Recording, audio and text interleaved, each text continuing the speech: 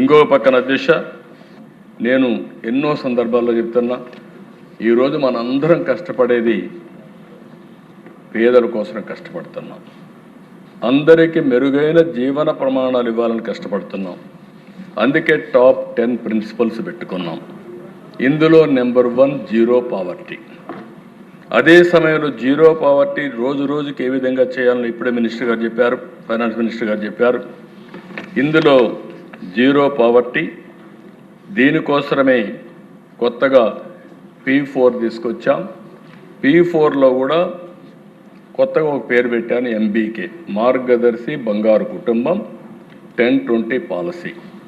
అంటే మార్గదర్శి బంగారు కుటుంబానికి MBK అన్నాం.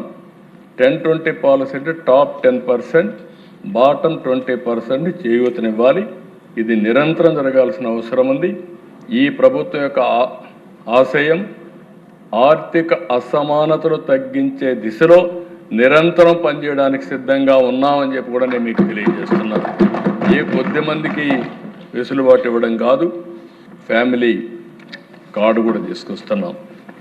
రాబోయే రోజుల్లో ప్రతి ఒక్క దానికి ఒక ఐడెంటిటీ కార్డు లేకుండా మీరు ఒక్కసారి స్వాపింగ్ చేస్తే ఎవరెవరు దేనికి ఎలిజిబుల్, ఏమేమి డ్రా చేశారు, వ్యక్తిగతంగా ప్రతి ఒక్కరికి భద్రత కల్పించడానికి వాళ్ళకు వచ్చే బెనిఫిట్స్ ఇస్తాం. Family as a unit empower చేయడానికి ముందుకు పోతాం. ఆ ఫ్యామిలీకి ఇచ్చే వెల్ఫేర్ కానీ, అదేవిధంగా పావర్టీలో ఉండే వాళ్ళకు అదనంగా ఇచ్చేది కానీ, కేంద్రం రాష్ట్రం ఇచ్చే అన్ని కార్యక్రమాలు ఇంటిగ్రేట్ చేసి ముందుకు తీసుకుపోతామని చెప్పి కూడా నేను మీకు తెలియజేసుకుంటున్నాను.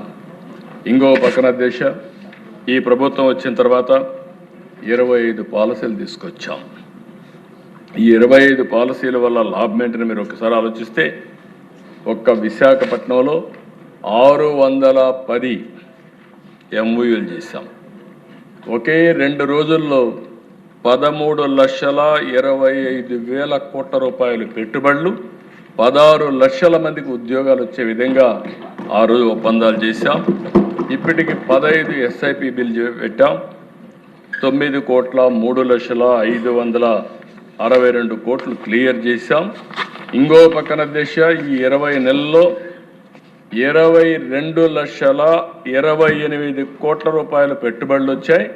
ఇవన్నీ పూర్తయితే 23 లక్షల మందికి ఉద్యోగాలు వచ్చే పరిస్థితి వస్తుంది.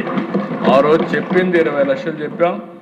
ఇప్పుడు వచ్చిన పెట్టుబడులతోనే 23 లక్షల మందికి ఉద్యోగాలు వస్తాయని చెప్పి కూడా నేను మీకు తెలియజేస్తున్నా. మొన్నే నేను చెప్పాను, ఇప్పటికే 6,28,347 మందికి ఉద్యోగాలు ఇచ్చాం.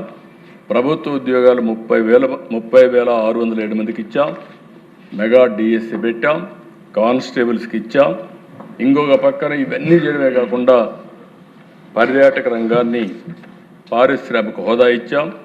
దీంట్లో కూడా ఎక్కువ ఉపాధి కల్పిస్తామని చెప్పి కూడా నేను మీకు తెలియజేస్తున్నా.